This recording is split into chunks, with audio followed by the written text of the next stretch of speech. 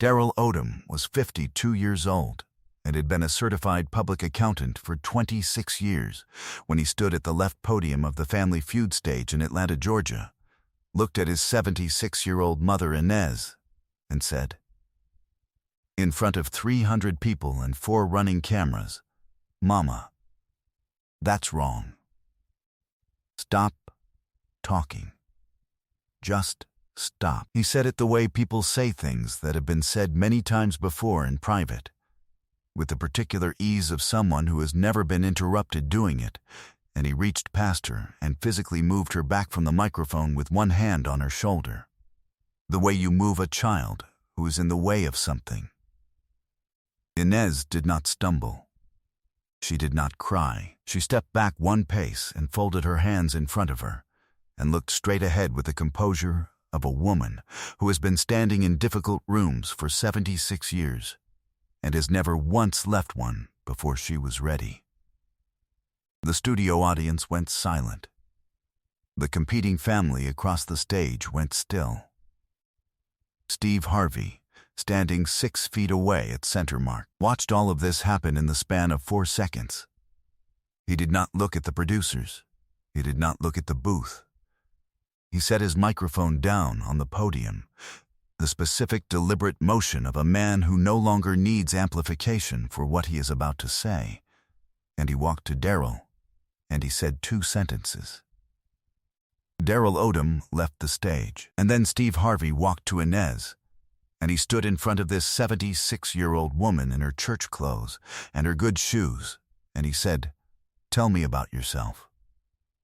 And what Inez said in the next 4 minutes, quietly, precisely, without theater, caused the studio to fall silent in a way it had not been silent since the show began, and caused Steve Harvey to sit down on the stage floor and press his face into his handkerchief, and caused 300 people to stand up all at once, and caused the clip to be viewed 263 million times in the first week it aired, because Inez Odom said the thing that everyone in that room, and eventually everyone who watched, had been waiting their whole lives for someone to say out loud. Inez had stood backstage for 20 minutes before the taping began, in the narrow corridor that smelled like industrial cleaner and warm lighting equipment, wearing the navy dress she wore to Easter service and the low heels she wore when she needed to look like someone who had been somewhere worth going. She was 76 years old, and she had worked as a hotel housekeeper for 19 years and a school cafeteria worker for 14 years, sometimes both at once, the hotel in the mornings and the school in the afternoons. And she had the posture of someone whose body had learned to carry weight over long distances without complaint, which was the only kind of carrying she had ever known. She had raised Daryl alone from the time he was 4, when his father had gone and not come back, and she had put him through college on her own income, which had meant 19 years of 2 jobs and 1-bedroom apartments and secondhand school clothes, and the specific, dignified ingenuity of a woman who makes the available money do what more money is supposed to do. She had not complained about any of it. She had told Daryl once when he was 9 and had asked why they couldn't have what his friend Marcus had, that they had what they needed and some of what they wanted, and that was more than a lot of people, which was true, and which Daryl had accepted at 9 and had been quietly resenting ever since. Daryl had done well. That was the true thing about him. Underneath everything else, he had done what his mother made possible. He had graduated, gotten his CPA license, built a practice in Atlanta that was solid and respected. He had a house in a neighborhood that bore no resemblance to the one he had grown up in, which was the point. He had built distance between himself and where he came from, and he had mistaken the distance for achievement, which is a confusion that happens to a specific kind of person who grows up with not enough and spends their adulthood trying to make the not enough disappear by becoming unrecognizable to it. The problem with that strategy is that the person who gave you everything during the not enough years is still standing there, still wearing her Easter dress, still folding her hands the same way, still being exactly who she was, which is to say, the evidence. The evidence of where you came from. The evidence that you have been ashamed of. Darrell had not meant to come on Family Feud. Inez had applied. A friend from church had told her about the application, and Inez had filled it out on her neighbor's computer because she did not own one. And the producers had called, and she had told Darrell, and Darrell had said no initially, and then said yes, because saying no required explaining why, which required examining something he preferred not to examine. He had driven to Atlanta in his good car, and he had carried his contempt with him the way people carry things they have been carrying so long they no longer feel the weight. The game had been moving well in the first 2 rounds. Inez answered twice, carefully, slowly, with the specific deliberateness of a woman who chooses her words because she understands their value. Both answers were on the board. The audience responded to her warmly. Steve had spent 90 seconds with her in the opening banter and had found her funny and precise and worth paying attention to, which was obvious to everyone in the room except Darrell, who was watching his mother be recognized in public and feeling. In the complicated way of someone who has built their identity on separation. Not pride, but something closer to exposure. The 3rd round brought the question that broke it open. Category: name something a mother sacrifices for her children. The buzzer went to Inez. She stepped to the microphone. She said in her deliberate way, "Sleep." It was number 3 on the board. The audience applauded. Inez nodded, satisfied. Darrell looked at the board. He looked at his mother. He said, "Mama, that's wrong. Stop talking. Just stop." And he moved her from the microphone. Steve had the 2 sentences ready before Darrell finished speaking. He picked them up and walked them directly to Darrell and delivered them in the voice he used when he was not performing anything. "You need to leave this stage. Right now." Darrell opened his mouth. Steve said, "I'm not going to ask you twice." He was not loud. He was not cruel. He was simply certain, the way a man is certain about something he has already decided and will not be argued out of. Darrell looked at the audience. The audience gave him nothing. He looked at his mother. Inez was looking straight ahead. He left. The studio fell completely silent. Steve walked to Inez. He stood in front of her. She was still looking straight ahead, hands folded, posture unchanged. He said, gently, "Are you all right?" Inez said, "I'm fine." Steve said, "You don't have to be." Inez looked at him. She said, "Yes, I do. I've always had to be." She said it without self-pity, as information. Steve said, "Tell me about yourself." And Inez told him. She told him about the hotel, the Marriott on Peachtree, 19 years, the early shift, 5 a.m., making beds in rooms where people slept the kind of sleep that comes from not worrying about the bill. She said she had been good at it. She said she had taken pride in it. She said she had never once been ashamed of it. She said, "I made those rooms clean. That matters. You sleep better in a clean room." I knew that. She told him about the school cafeteria, the children who came through the line every day. The ones who were hungry before they got there. The ones she learned to give a little extra to without making it a thing. She said, "You don't make it a thing. You just give them a little more, and you move on. That's how you keep their dignity." She told him about Darrell, his report cards, his scholarship applications, the day he graduated college, how she had worn the same navy dress she was wearing right now because it was the dress she wore when something mattered. She said, "I ironed it the night before. I woke up at 4 in the morning to iron it." She said it the way she said everything, plainly, without asking for anything back. Steve said, "He knows all of this." Inez looked at him steadily. She said, "He knows it. He just hasn't decided what to do with it yet." The studio fell completely silent for the second time. Steve looked at the floor for a moment. Then he looked up. He said, "Can I tell you something?" Inez said, "Go ahead." Steve said, "I called my mother from a payphone when I was at my lowest. I was sleeping in my car. I told her I was fine. I lied to her. Not to protect her, to protect myself from having to say out loud that I had failed. And she knew. She said, 'Baby, you come home.' I said, 'Not yet, Mama, not yet.' She said, 'Okay. But I'm here.'" He paused. "I kept those words with me every night in that car. I'm here. That's all. I'm here." It was enough to keep going. He looked at Inez. Daryl has those words. He just doesn't know he's been living on them. Inez looked at him for a long moment. Then she said, in the same quiet, deliberate voice she used for everything, "A good son is not made by his mother's silence." Steve Harvey sat down on the stage floor.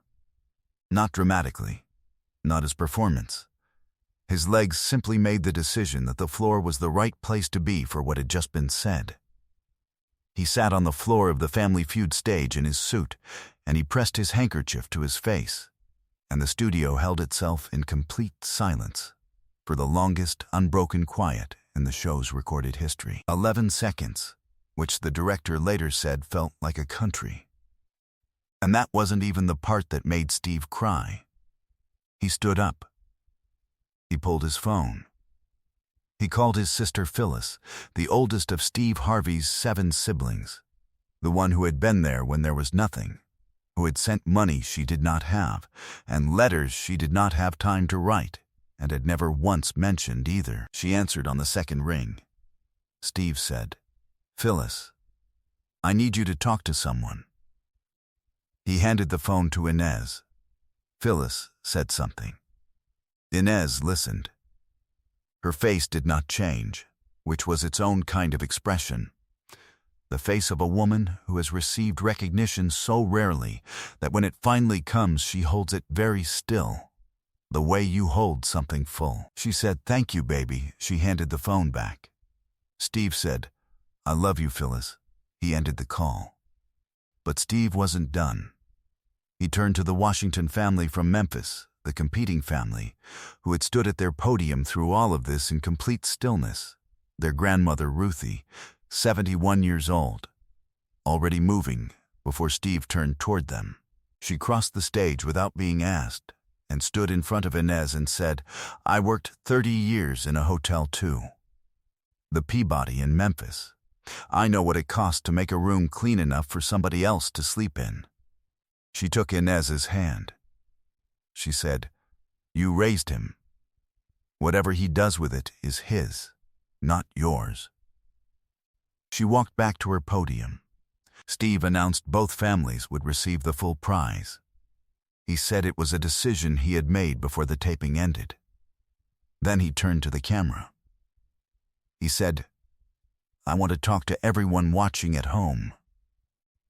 There is a woman standing at this podium who worked 2 jobs for 22 years so her son could go to college.